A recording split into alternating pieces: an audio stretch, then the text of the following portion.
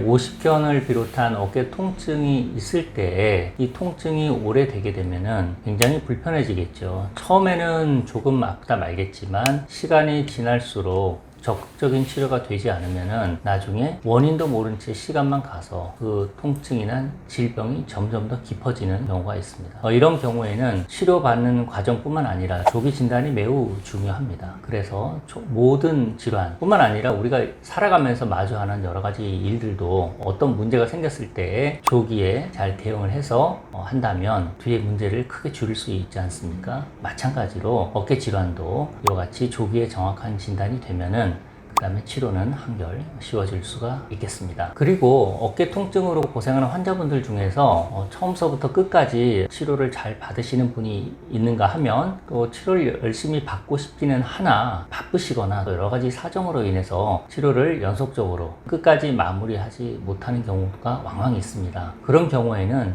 증상이 좀 좋아지다가 다시 또 어깨가 아파지는 그런 상황이 되풀이될 수가 있는 것이죠. 저는 이러한 현상을 산불 진화에 비유를 합니다. 우리가 산불이 나서는 안 되겠지만 산불이 났다라고 할 경우에 불철주야 뛰어들어서 잔불까지 깔끔하게 마무리를 짓는 것을 원칙으로 하죠. 그래서 완전히 진화가 될 때까지 쉬지 않고 불을 끄게 됩니다. 마찬가지로 어깨 통증이 있을 때 통증이 있다는 것은 우리 몸 어딘가에 염증이 있다는 신호이기도 합니다. 염증할 때 염자가 불, 화자 두 개가 있는 것입니다. 불보다 더 강한 것이 화염, 염증이 되겠죠. 그래서 이런 염증을 처음서부터 끝까지 완전히 다 치료하게 되어서 하고 난 다음에 마침표로 확실하게 찍고 잊어버리시는 게 어떨까 싶습니다. 그래서 치료를 받으실 때에는 처음서부터 끝까지 꾸준히 완치될 때까지 받는 게 좋겠습니다. 상당한 인내가 필요하긴 하지만 못할 것도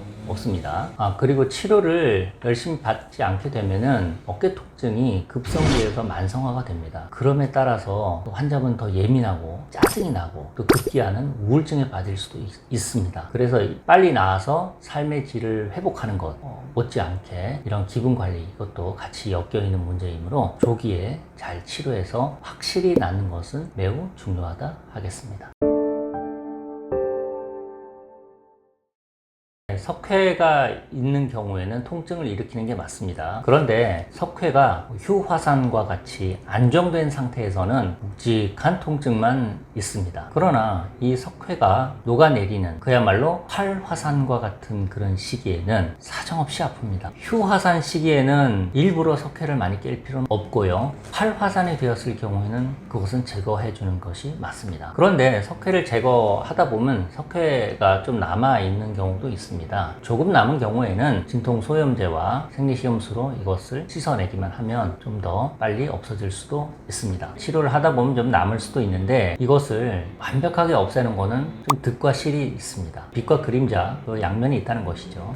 어떤 것이냐면 석회가 힘줄 속에 파묻혀 있는 구조입니다. 그렇기 때문에 제거를 한다고 했을 때 석회만 제거가 되지 않고 정상적으로 있어야 할 힘줄에도 손상이 갈 수가 있다는 겁니다. 그렇기 때문에 석회를 제거하면서 힘줄 손상이 항상 동반될 수 있기 때문에 완벽하게 제거하려고 하는 것은 힘줄 손상을 동반할 수 있다. 이런 위험이 있다. 이렇게 보면 되겠습니다. 그래서 이제 저 같은 경우는 석회를 제거할 때 아주 가느다란 바늘을 사용을 해서 2분 이내에 생리식염수와 부분마취제를 이용해서 이것을 씻어내면서 제거하는 그런 치료를 하고 있습니다. 그리고 가끔 석회를 관절경으로 수술을 하는 경우가 있는데 이런 경우는 석회만 있을 때는 그런 수술을 거의 하지는 않고요. 회전근개 힘줄이 파열된 것이 동반되었을 때, 그러니까 석회가 있음과 동시에 힘줄 파열이 있는 경우에는 이 두 가지 문제를 한꺼번에 해결하기 위해서 수술하는 경우도 있습니다.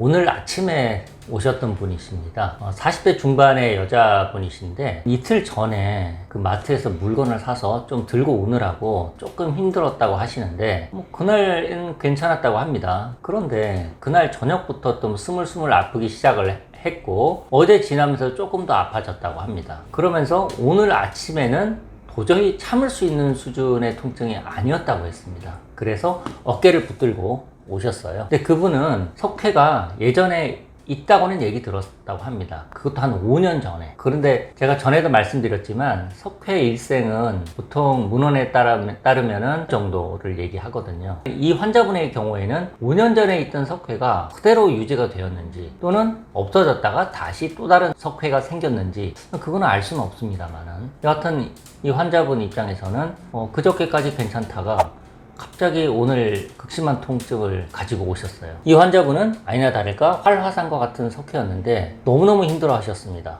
그런 경우에는 석회를 일부 제거하기만 해도 환자분은 월등히 좋아지죠. 그리고 오늘 같은 경우는 석회를 제가 많이 제거하지는 않았습니다. 뿜어져 나온 활화산처럼 나온 부분, 그 부분만 일부 제거를 하고 염증 치료, 즉 소염 주사 치료를 했더니 환자분은 한결 편해지셨습니다. 이런 경우에는 석회가 있다고 해서 그것을 항상 다 제거하는 것은 아니죠. 환자분의 증상이 좋아지면 나머지는 시간 지나면서 또 좋아질 수도 있는 것입니다. 그래서 이 환자분 같은 경우는 저희가 9시에 진료를 시작을 하는데 8시 반부터 와서 기다리셨어요. 그래서 언제 되나 하고 그러셨는데 아침에 일찍 오시는 분은 대부분 석회성 건염으로 활화산 시기에 있는 환자분들이 일찍 오시는 경우가 많고 또 그런 분들은 치료를 좀 받으시고 집에 가실 때는 한결 편해지세요. 근데 마치 이게 약간 거짓말처럼 내가 밤에 끙끙 앓을 정도로 이렇게 힘들었나? 편해지니까 좋긴 한데 짧은 시간 안에 너무 극과 극의 변화를 경험하시다 보니까 그런 현상이 있는 것 같습니다. 그래서 석회는 치료만 받으면은 대부분 좋아집니다. 크게 걱정하실 사안이 아닙니다.